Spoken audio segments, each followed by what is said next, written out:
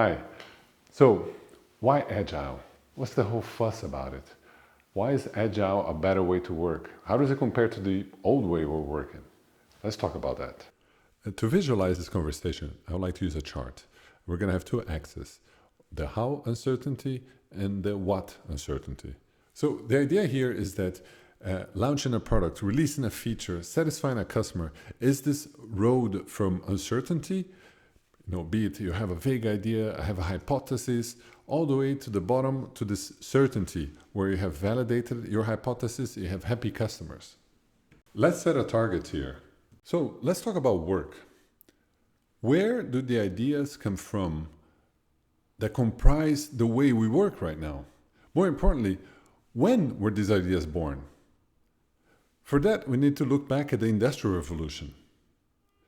Just think back then to 1850s, 1870s. What kind of work were most people doing? It's probably manual, repetitive work.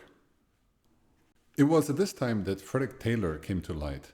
He wrote a book called Scientific Management.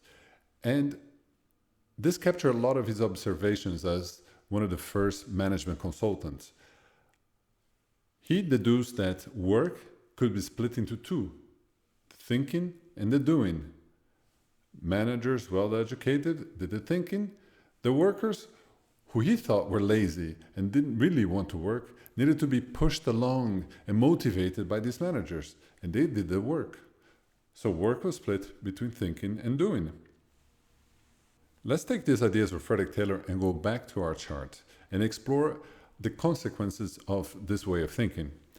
First, we're going to call this waterfall way of working, right? And it has two key characteristics here. One of them is that he has handovers and also that is predictive. So let's take those principles and put ourselves in the shoes of a project manager. We're working at a company, we just got a big new contract, and let's figure out what we do next. What's the first thing we do as soon as a project starts? Of course, we have to do some analysis, right? What do we do after that? Well, we probably need to break that down into some technical architecture, some sort of technical translation of that analysis. What happens then? Okay, now this work gets sent over to the builders, the developers, the people actually executing the work. And then if we're lucky, those builders will hand over the work to the testers. We'll check if the work was done properly. Let's pause there for a second. Let's go back all the way to the top of the chart. And let's put on our shoes again as a project manager and look at how would we report progress at this point. Let's use the red, amber, green lights to indicate how the project is going. Say the CEO has just come in and is checking on me. So, how is everything going, Rico? Well, what am I going to say? Say everything is green. The analysts are doing the analysis. They're creating some documents. They're figuring out stuff. They're looking at manuals and everything is fine. Now the analysts have handed over the work to the technical architecture people, and they start working on it. The CEO comes again to check on me. How's everything going? Say, everything is green. The technical architects are breaking apart the pieces of work that the analyst analyzed, and now they are putting these pieces together. Well, the technical architecture people are saying there are some inconsistencies here. They're kind of raising a bit of a flag, but I've been through this before. I know they complain, so they want to say it's amber, but really, I'll just tell the CEO that actually everything is green. We're going to figure this out. So the architects hand it over to the builders. And as soon as the builders start building it, they see, there's some things here that are not coming together as they should. This is not working out. And they raise the flag and say, this is amber. At this point, I have to report to the CEO, say, look, things are not going well as planned, right? We're going to figure this out, right? Still amber. There are some risks, but we're working this out. As soon as the builders hand over the work to the testers, that's when the red light goes on. Nothing is working. They're raising the flags. They're saying, this is not at all what I was told I was supposed to test. Yeah, that's when a bomb explodes. The problem gets escalated to the highest ranks, and we have a big come to Jesus moment. At this moment, I'm looking for a neck to choke. I'm looking at the testers. Hey, testers, who did this? Whose neck should I choke? They say, look at the builders. They built it wrong. I go to the builders. Immediately they say, hey, we built whatever the architects gave us. So of course I go over to the architect. The architects tell me, it's not our fault. We just architected whatever the analysts wanted. I go to the analyst, and the analyst say, hey, it's not our fault. It's the customer's fault. One of the key issues with the waterfall way of working is that you have this waterfall of work down, and then this waterfall of blame upwards. In the 1980s and 90s, something had changed the landscape of work, and that was a computer. Building things with a computer, with software, was different. And this way of working, the waterfall way of working, was no longer working for them. They revisited this definition of work, this splitting of the thinking and the doing. And they said, we reject that.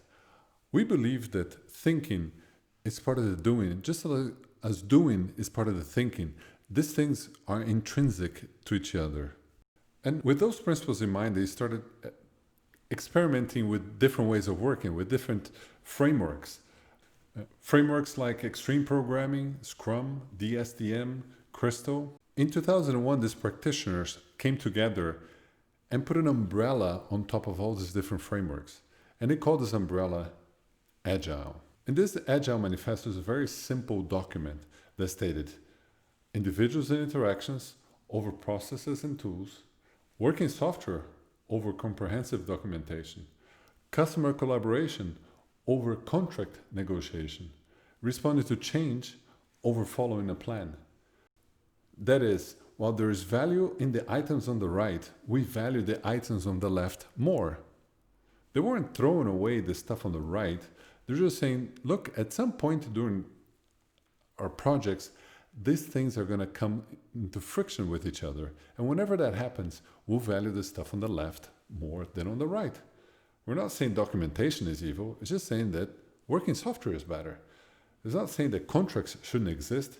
It's just that we rather collaborate with our customers. Let's take those ideas and go back to our chart. We're going to call this one Agile. And it has two key features by comparison. There's an idea of no handovers, and it's empirical, meaning we're leading with ignorance. So instead of doing all the analysis up front, and after that doing all the architecture, and after that the building and so on, they say, let's take this whole project, get one little piece of it, and do all of those steps. So let's take one step forward, analysis, architecture, building, testing. Boom. Where are we now? Where do we go next? And we iterate over and over again in small steps, but end-to-end steps. So let's go back up and look at how would we report progress of this Agile project. We're going to flip the scripts here. So as soon as somebody asks us where's the project stands, our answer is red. We don't know. We're experimenting. We're figuring it out. We're open and transparent about it. We continue reporting red. At some point it evolves, it becomes amber. It's showing how we are figuring out our ways. We're reducing the amount of uncertainty. Later on it becomes green. We are very confident. We are collaborating well with our customer. Working software is coming out in a good pace. We feel good about it. Another key idea to the Agile way of working is this inspect and adapt. And that requires transparency. So a couple of questions I get whenever I present my case for why Agile is Agile shorter? Is it quicker? If you look at the lines here, clearly it is not. But the one advantage that Agile has is that it does hit the target. Have you ever been part of a waterfall project that gets to this bump moment? There are escalations afterwards, and then somebody decides to make a war room. That means that each one of the team members goes into this war room, all of their other priorities get deprioritized. All of a sudden you get to a team that is working on one priority, working together, so no handovers, working transparently, and iterating little by little. They're agile. So I would argue that a lot of projects become agile whenever the time pressure is on. The problem, however, is that after the project is delivered, the team assembles, does a post-mortem, and their conclusion is, let's avoid all that. And I say, no, reverse it. Let's do this more often, more sustainably. Let's work agile.